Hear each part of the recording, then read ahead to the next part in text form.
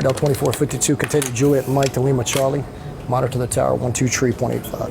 400 feet above Atlanta Hartsfield Airport, air traffic controllers oversee the skies of the world's busiest airport, firing off commands to pilots. Delta 393 Atlanta ground runway 27 right taxi via Lima, hold short of taxiway Dixie. They juggle 2,600 landings and departures a day in all kinds of weather. You can go upstairs and you can look out of that window and you can see nothing at all and still have movement taking place on your airport.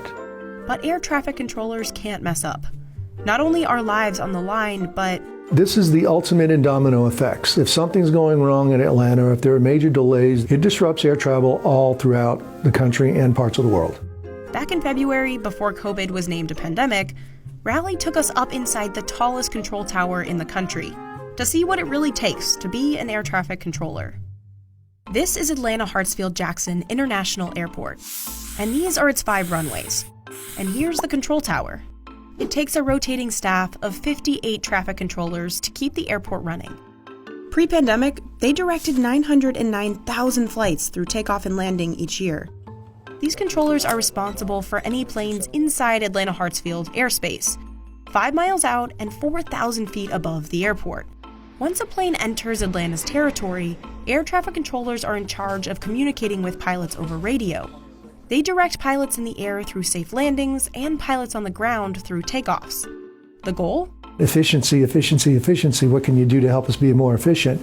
Well, the one thing that we're not going to do is make sure that you compromise safety in that equation. But the job isn't easy. There's a lot of dynamic decisions. If an aircraft is coming into land and they have to go around because of an unstable approach, the weather didn't cooperate, they couldn't get the runway in sight, you have to be ready to make a decision. To become a fully qualified controller, it can take up to 5 years of classroom, simulator, and on-the-job training. But if they make it, the average controller in Georgia makes $145,000 a year. A job in Atlanta's tower is one of the most coveted ATC positions in the U.S. Candidates go through a rigorous hiring process, which can take somewhere just under a year. We're getting closer to 6 to 9 months. Once they've been hired, incoming controllers start on the simulator. So any new controller that would come here, they would initially come here and do book work, and then follow it up with the book work. They would come in the simulator room. A new controller will do multiple pass-fail scenarios, but on the simulator, they'll have fewer planes to juggle than the real deal in the tower. Then they'll have an evaluation, and then if they pass that evaluation, they can head up to the towers. We have 2 controllers working there today. One of them is in training. There's never really a slow period to speak of. Though air traffic always picks up in the summer and days before and after holidays. But whether it's Christmas Eve or just another Tuesday, controllers have to stay focused. I don't know that we want people to be comfortable. We want people to be on edge. We want people to be at the top of their game. Controllers have to remember and monitor up to 30 planes at once. That's a lot to think about, especially since studies show the human brain can only handle 7 things in short-term memory at a time. I had about 25 to 30 aircraft all on my frequency. At one time, they're all taxiing out for departure. But once I said, monitor the tower 123.85, that's when they got off my frequency. So, at one time you could have a lot, then 1 minute later it could be all gone. The job's so mentally draining that the Federal Aviation Administration allows controllers to work for only 2 hours before they're required to take a break. To help make their work easier, controllers' jobs in the tower are highly specific. Each runway is assigned either takeoff or landings. That controller is just focused on that runway, that specific runway and that specific runway only. The controller who clears planes for takeoff or landing is called the local controller. There are 2 or 3 of them in the tower at once. This gentleman's working what we call Local 5, and Local 5 is handling, at the moment, all the arrival aircraft coming in from the east. Then there's the ground controller. This guy focuses on directing traffic on the ground, telling planes which runway to taxi to. So in the case of an approach and landing, it might start with the local control saying this to the pilot. It'll be Delta 222, runway 8 left, wind calm, clear to land. We'll turn it over to the ground controller as they exit. Delta 222, contact ground 119.2. They'll go over to ground control. Ground control will tell them which direction to taxi to get them over to the ramp. Controllers have universal rules to follow to make sure everyone is safe. First, there's the lingo. All right, 1123, taxi ramp, keep moving, traffic behind you, have a good day. The international language for air traffic control is English. They also have special terminology, so no two words will get confused. Runway 27 right, follow southwest. The guys at Chicago O'Hare or PDK or Atlanta Tower say the same things for most of our control instructions. It doesn't deviate, and that consistency is what helps us keep communications down to a minimum. Minimal talking is important because every plane and every controller Delta 2452. share the same radio frequency. 353, follow 737 ahead. And they're all in the same telephone call, 15 airplanes here in Atlanta. Short calls aren't the only way controllers ensure efficiency. These strips help the controllers keep track of all the planes moving through that process. Each one represents a plane. It has the flight number, the airline, the city the plane's going to or coming from, and the departure or arrival time. Once the flight plan is generated at its proposed time, as you've seen right here, these will print out. This flight Delta 1904 is an international flight. It's going from Atlanta down to Marigot, so Delta 904.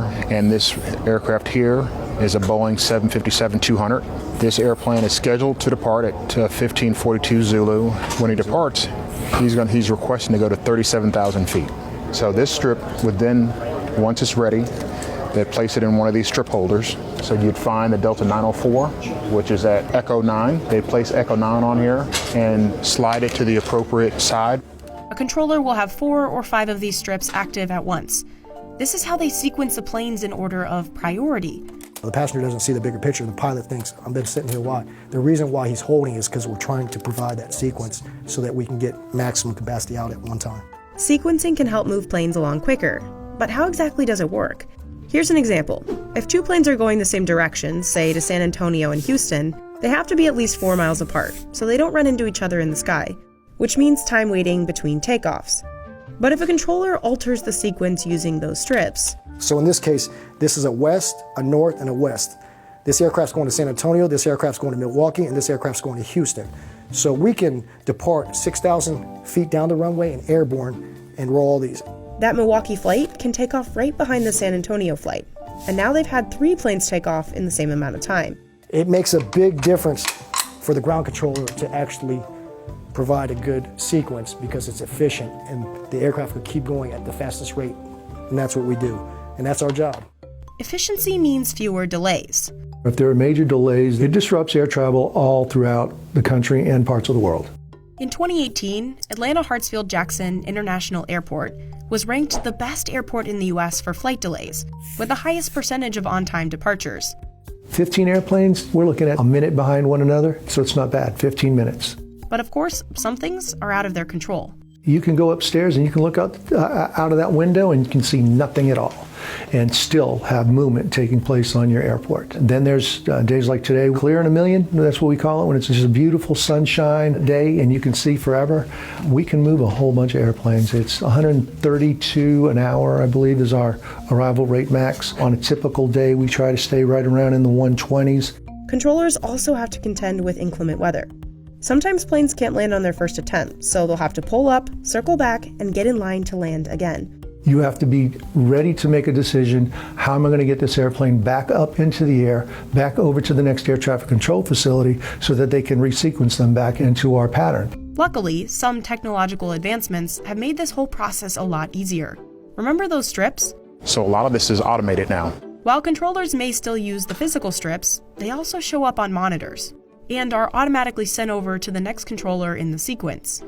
Also, technology means weather isn't as debilitating as it once was. There used to be a time when weather would shut your airport down. But now, being able to forecast and project when that weather's coming, we're not surprised like we used to be. We go in the cloud sometimes, and that's when our equipment is all we got. ASDX, radar, and GPS positioning help controllers track a plane.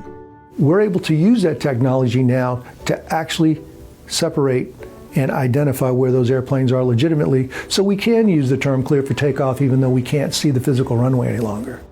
But all that technology doesn't mean these controllers can be any less diligent. They have to be focused and undistracted nonstop. This is the busiest airport in the world. The number, the volume, I don't think many airports can handle what we do. That's the truth. Ardell 2452, continue Juliet Mike to Lima Charlie. Monitor the tower, 12 tree, 0.85.